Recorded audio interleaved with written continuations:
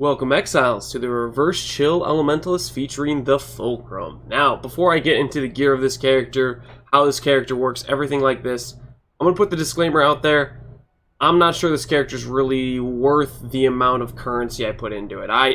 For example, I think I put roughly around 50x into this character's gear, and I don't feel like I'm getting 50x of value out of it. It feels pretty good, but for 50x I feel like I should be able to make a stronger character, so take that how you will. Part of it could be maybe Purifying Flame isn't the best spell. Maybe you could use more meta skill, and you like Blade Blast, Blade Fall, and you'd be stronger, but I didn't want to do the same skill over and over again, you know? Stuff like that, but point is, for 50x, I'm not sure it's as strong as it could be. It's got good damage. It doesn't have, like, overpowering damage. It's just pretty good damage. And then it's a little bit on the squishy side. Physical hits and chaos hits will kill us. I mean, elemental damage we're okay against since we have the Bastion of Elements Primal Aegis, but there's some weaknesses there. We have okay block, we have Berserk, occasionally we have Fortify if I remember to use it. Stuff like that. It's got okay defenses, but it still really ends up being pretty squishy because I forget about Fortify most of the time, and I think I can tank Shaper Slams, and I can't, because if I don't block, I die. So anyways, that is my disclaimer for cons of the build. Now that I've got that out of the way, let's get into the gear, the passives, the gem links, the works. To start off with, we have Fulcrum. The importance of this staff in the build is it reflects elemental ailments to us. Now, I believe a better way to get reverse chill and have more diversity in the build would be something like Icefang. If you're building around Icefang, you need a little bit more ailment effect, but you can still get 40% chills on yourself with Icefang. This is what I'm going to be looking around building for my next character, but I won't go in details of that, but I would say this could be a better potential option than Fulcrum could. The other benefits we get from Fulcrum is we get lucky damage from shocking ourselves, and we get some gain fizzes extra for igniting ourselves. But these other benefits actually end up being somewhat kind of downsides because they force us and pigeonhole us into gear choices that we can't get around. For example, our boots have to have the stat unaffected by ignite and cannot be frozen. If we get frozen every time we freeze enemy packs, we're not going to be clearing a map fast, and we're going to die a lot. So we need that stat. If we don't have unaffected by ignite, we will kill ourselves to ignite. Now you could say, okay, maybe I'll just convert 1% of my damage to fire, and that way I'm not inflicting big ignites. Well, this doesn't work either, because the stat that has gain, it's like 30 to 40% fizz is extra random element, can hit fire as an element, and next thing you know, you deal an ignite with 31% of your fizz as fire, and you're toast. You could get around this potentially by just using a skill like a arc or something where you're just not igniting enemies, and that could maybe be an okay solution. But then you lose some of the other damage benefits you get from igniting things, such as Hot-Headed, which gives you attack and cast speed, but you lose benefits like the gain damage as extra random element, which makes it very easy to work in a powerful support like Trinity. Okay, so that's the Fulcrum in short. Now let's get into the rest of the gear. The rest of the gear, of course, is Inpulsas. We have to use this to get unaffected by shock, otherwise we're shocking ourselves and we're taking significantly more damage. So we need a chest like this to basically avoid shock. After that, our helmet, I thought the best, most powerful way to abuse Fulcrum was get a Multilink helmet set up. The crafting process for this helmet is simply getting a Elder and Shaper helmet, spamming Essence of Horror until you hit Concentrated Effect. Once you hit Concentrated Effect, you have to take some RNG and Nulls to take off stuff like Mana or Stun and Block Recovery, whatever stats you have on there that cannot be target removed with Harvest. You kind of have to RNG your way off of taking those off, and if you can't, then you're going to maybe break your helmet taking off Conk and have to keep going with Essence of Horror. It's kind of RNG to start off with.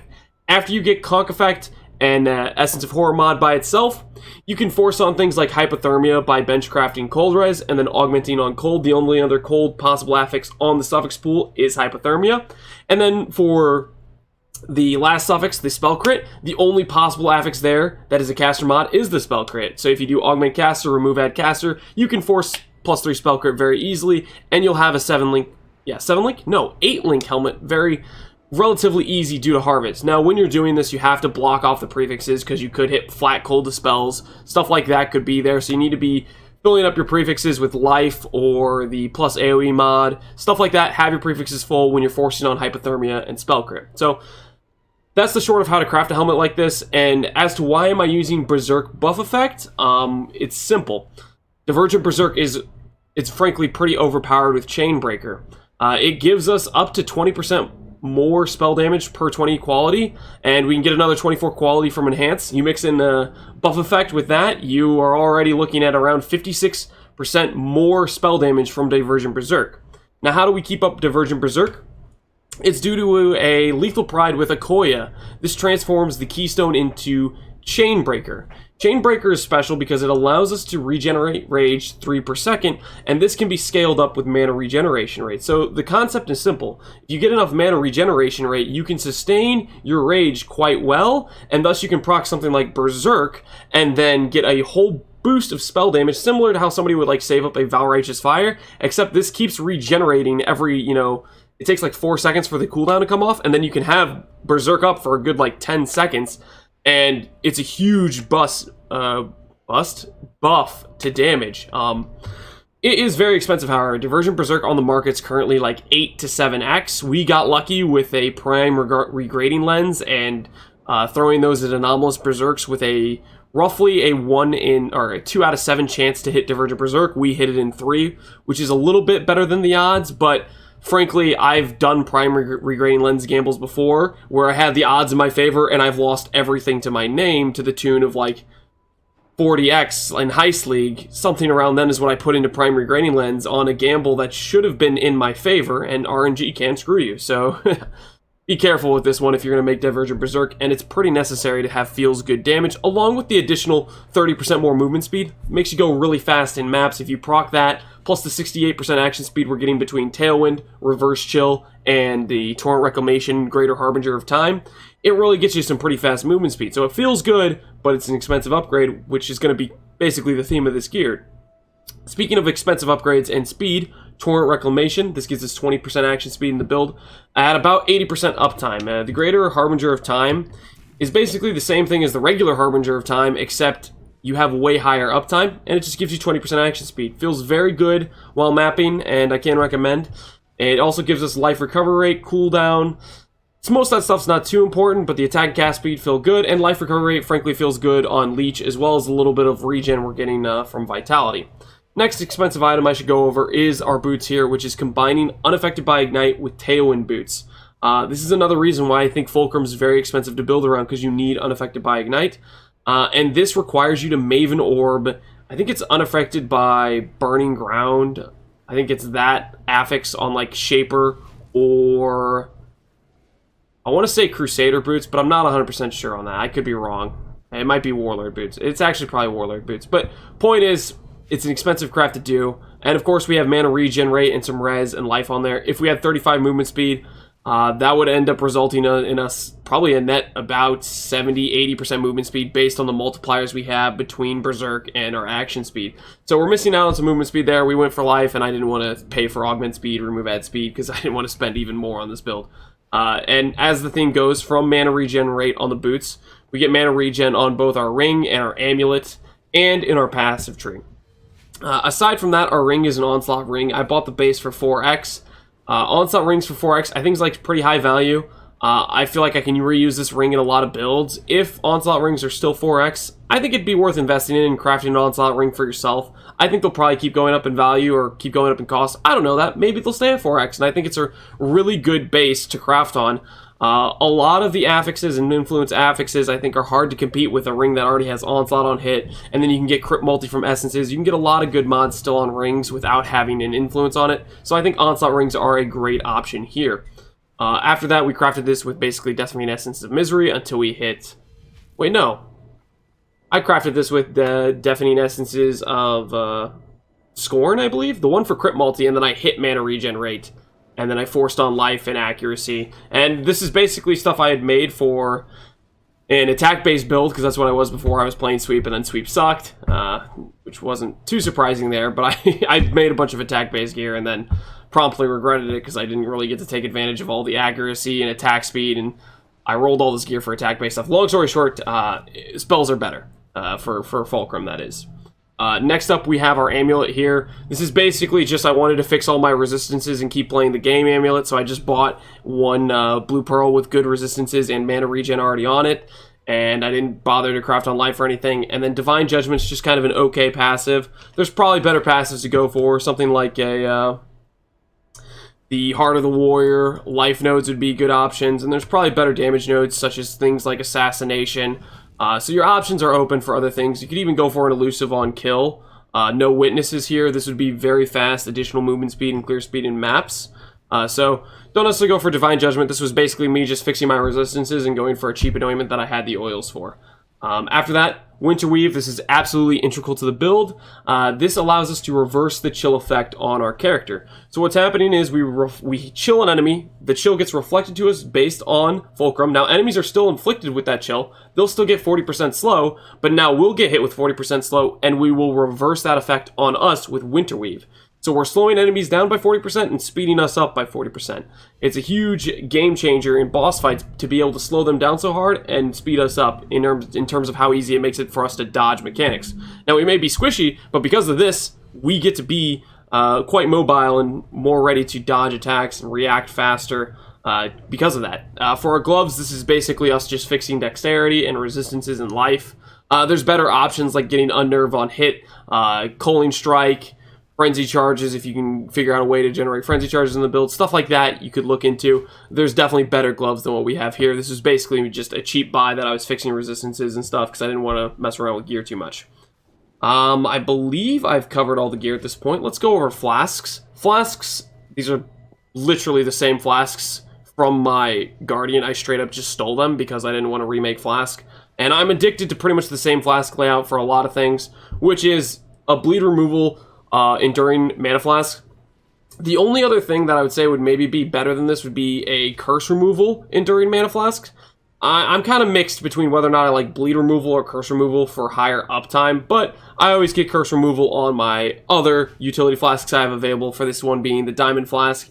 Either way, Bleed Removal is great, either on your Mana Flask or another utility flask, and then getting Curse Removal vice versa on the others, because we already solve ailments elsewhere for elemental ailments in the build.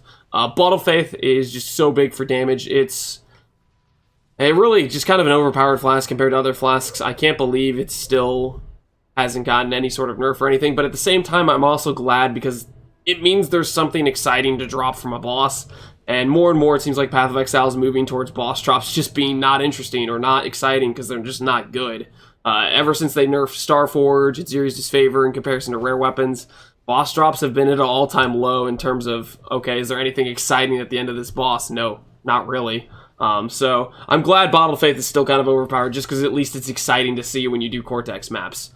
Rumi's Concoction here is just for some more block because we do have a decent amount of little block investment on the tree because we have a staff here, and here we have block nodes, and then we have 20% from the Fulcrum. So we mix in a little bit of block, and Rumi's gives us armor for a little bit of fizz reduction. So it feels nice. I like Rumi's. I've been enjoying it when I've been playing with, and I've always, of course, Quicksilver Flask of Adrenaline. After the flasks, going over the passive tree here, we go for 2 cluster setups. The reason we're very heavily invested in cluster setups is because of Ailment Effect is very easy to get in cluster setups. Example being Inspired Oppression gives us Ailment Effect, elemental damage, and mana regen. Before I may have mentioned we need mana regeneration for Chainbreaker, so we get Inspired Oppression most places because it allows us to upkeep our rage to sustain Berserk for long periods of time. On top of that, we get nodes like Sadist because it gives us just a ton of elemental damage because we're always chilling, we're always igniting, we're always shocking enemies recently. So it's just a big damage boost there. And then 1 Doriani's Lessons would be necessary simply for the 2% or 0.2% leech. This is a big portion of our sustain. Without it, our sustain is honestly pretty mediocre. So if you can only get a 2 notable, I would go for a Inspired Oppression plus Doriani's Lessons or Sadist plus Doriani's Lessons. You really want at least 1 Doriani's Lessons in the build for the leech. After that, passives like Cold Conduction are very powerful. Let me explain why. If you have an Ascendancy, and if you're playing an Elementalist, this will go for your build, even if you're not playing Elementalist. I think Shaper of Storms is basically never going to be worth it. You should always be taking Shaper of Winter for the ability to get very high chill effects, because you can just get shock into the build very easily with Cold Conduction. Cold Conduction gives you a minimum of 15% shock. That's what you get with Shaper of Storms, but Shaper of Storms requires you to hit with lightning damage to get a 25% more effect on that. So simply going for Shaper of Winter gets you both chill and shock and on top of that, it gets you them at much higher effects than Shaper of Storms does. Shaper of Storms only affecting your shock by a little bit more, whereas Shaper of Winter is a huge multiplier to your base chill, and then another multiplier on top of that if you can hit an enemy with base cold damage, and taking the chill effect all the way to 40%. I just think Shaper of Winter is the superior choice here. After that, Storm Rider allows us to gain power charges regularly by shocking/chilling enemies. This is huge for crit builds. That's how we generate our power charges. And then Inspired Oppression and Astonishing Affliction. This is kind of a staple of we're getting more ailment effect in the build, so that way when we're chilling enemies, we're also getting max chills on ourselves and max chills on them. These are stats you're going to be required to try to get. If you're going to go the Icefang route, you need ailment effect to scale from the base chill effect from Icefang. There's some weird scaling when I've tested it, where essentially the more ailment effect you get, the more it gives you. For example, initially with just like 10 or 20% chill effect in the build, it would give us results based on 10% base chill. So like if we had 10% effect, we'd go from 10% chill to 11% chill. And then by the time we got to like 50% and we got 10% more, instead of giving us another 1% action speed, it'd go to like 2 or 3%. And it would keep scaling up weirdly. I haven't got the exact number you need for 30% chill or 40% chill. I'm going to have to narrow that down on my next build to basically min-max. But point is, there was some weird interaction going where, for example, to go from a 10% chill to a 30% chill, you didn't need 200% ailment effect. You only needed like 110 or something like that. So kind of weird interactions going on with Icefang. I'm not sure if it's just bugged coding or what, but you don't need as much chill effect as you would think to get a 30% or 40% action speed boost out of Icefang / Fulcrum. So anyways, we have a lot of ailment effect coming from Inspired Affliction, Astonishing Affliction, and then we have that twice. And then for our last cluster, we went for some AoE and crit, as well as some life and AoE with Towering Threat and Magnifier. After these jewels, we go for a Replica's Conqueror's Efficiency. This is only mandatory if you don't manage your mana flasks well, which I do not. And I was running into trouble where if my Purifying Flame costs 10 mana or more, I would basically insta-wipe out my mana with how fast I was casting. So I ended up getting -10 here, -10 here, -9 here, and I have invested into a Watcher's Eye somewhere if I can find it. Here it is, a -10 mana cost on Watcher's Eye, as well as Divergent Inspiration support. And I have reduced mana cost on the tree here. I invested in all this reduced mana cost shenanigans because I was struggling so hard to sustain my casts from the Purifying Flame without having a mana flask. With the mana flasks, you don't need to go so hard into minus mana cost, and you can get more damage in your build, more life in your build, stuff like that. But I just didn't really want to manage my mana flasks, so hence I went for all this minus mana cost between our Watcher's Eye and our Conqueror's Efficiency here.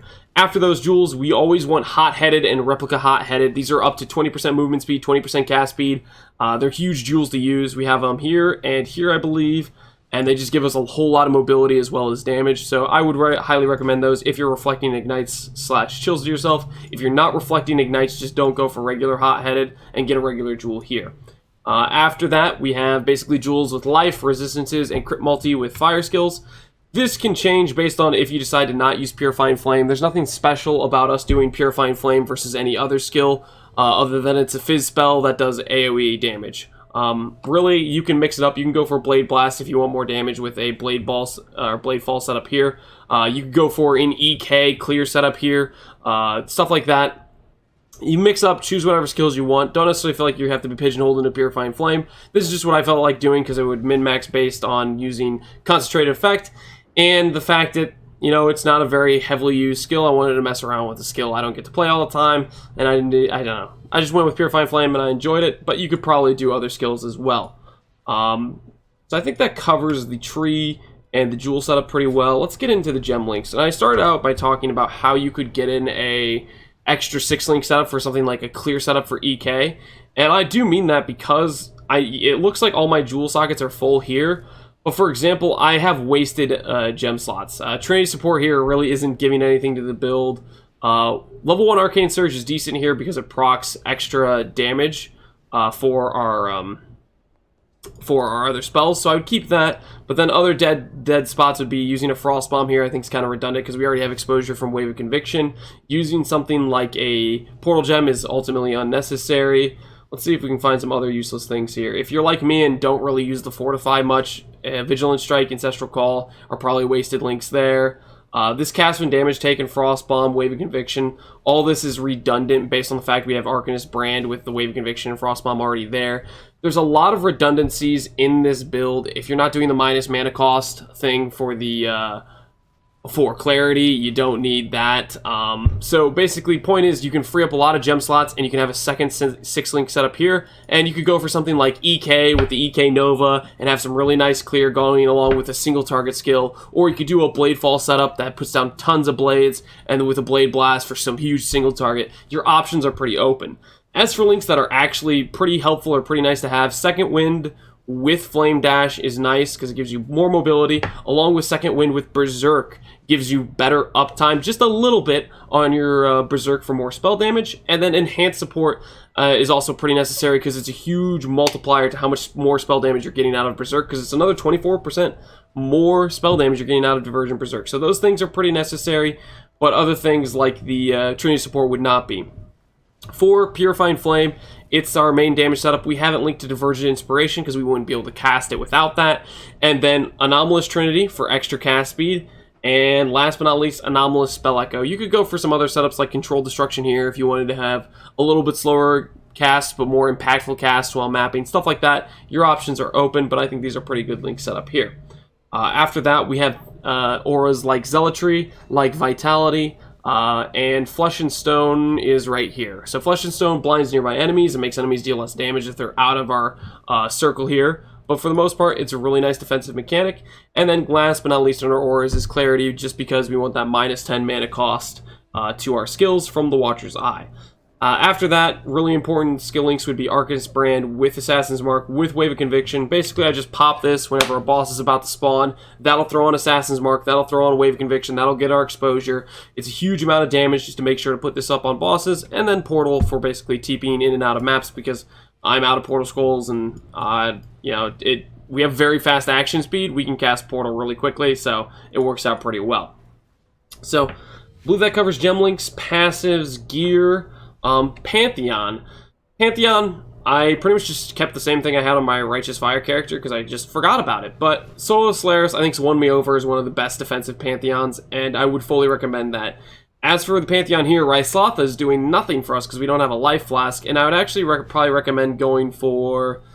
let's see here, what would be a good one to go for? I always like Soul of Ralakesh just because it reduces bleed and it gives us a chance we avoid bleed. Say your bleed flask is down, or you're not paying too close attention, you get a little bit extra time on how fast a bleed's going to kill you and more time to react to it. So I think this is a good option, as well as Cannot Be Maimed is nice to not end up getting that reduced speed. This node here, Soul Secure, is nice if you're getting a lot of poisons and you're dying to poisons a lot. This could maybe get you a little bit more protection against that. So maybe worth considering if your Chaos Res isn't too great. And Soul of Gurken, I think, is also a really good option, actually. 6% movement speed. If you haven't been hit recently, is really big. It could, with our multipliers to movement speed, this goes closer to like 20% and is actually really impactful, especially for the extra 5% chance to evade. Actually, Soul of Gurken, I think, would maybe take the cake for one I'd recommend most here. So hopefully that gives you a good idea of what your options are. And also, I should say that Soul of Veneris is probably a decent option as well, besides Solaris, but that's what I recommend for Pantheon. For Bandits, we helped Alira, I think. Either that or we killed all and I never regretted the passives from being a Righteous Fire character. But I'd probably recommend helping Alira, being we are a crit build and we struggle a little bit with resistances based on all the uniques we're using, so to speak, and stuff like this helmet's not going to give us any res, stuff like that. So, placing this in because I forgot to go over it. Ascendancies, we go for Shaper of Winter. That's what we're building around for the Reflect Chills to be up to 40% action speed increase.